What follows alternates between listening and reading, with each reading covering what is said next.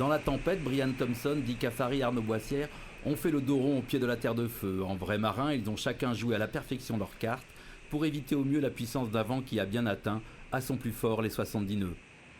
Je suis descendu ici avec les gros bâtons et pour avoir de l'eau à courir, quelle que soit la direction du vent qui est arrivé, notamment du sud ou du sud-ouest qui va arriver fort. Et voilà, écoute, c'est par précaution. Là, le vent est en train de rentrer. Ça rentre un tout petit peu plus tard que prévu, mais c'est pas très grave. Je pense qu'il y a un moment, il faut plus penser à la sécurité en mer qu'à la course. Busy du Cap Horn, Arnaud a repris sa route en fin de matinée, tout comme Dick Afary et Brian Thompson. Le skipper de Bahrain, Tim Pindar, a passé 18 heures à attendre sous l'île des États que les conditions s'améliorent. 2600 milles plus au nord, le leader Michel Desjoyaux est toujours finalement suivi par Roland Jourdain, qui a réouvert l'atelier bricolage. J'ai profité d'être sur l'autre bord pour restracer aussi les angles des petits là.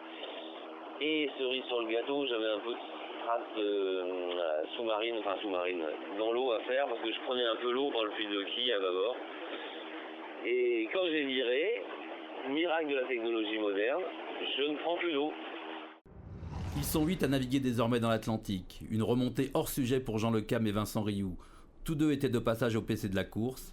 Un mot d'ordre, que leur expérience serve pour le futur. La mauvaise flottabilité de VM Matériaux à l'envers est largement mise en cause. Aujourd'hui, on se rend compte qu'on n'avait pas beaucoup anticipé la nouvelle génération de bateaux qui avait très peu de volume à l'arrière, du fait des cockpits ouverts. Et c'est vrai que quand on y rajoute de l'eau, même si on s'y attendait pas, a priori, les bateaux sont très très enfoncés de l'arrière.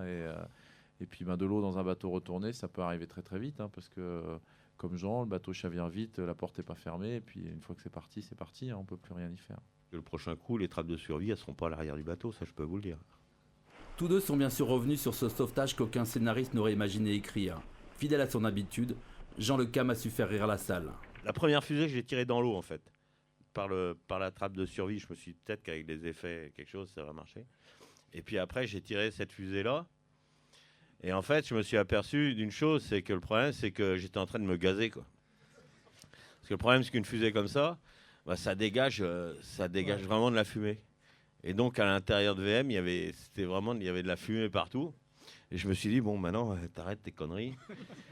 Le petit pavillon, ça suffira bien.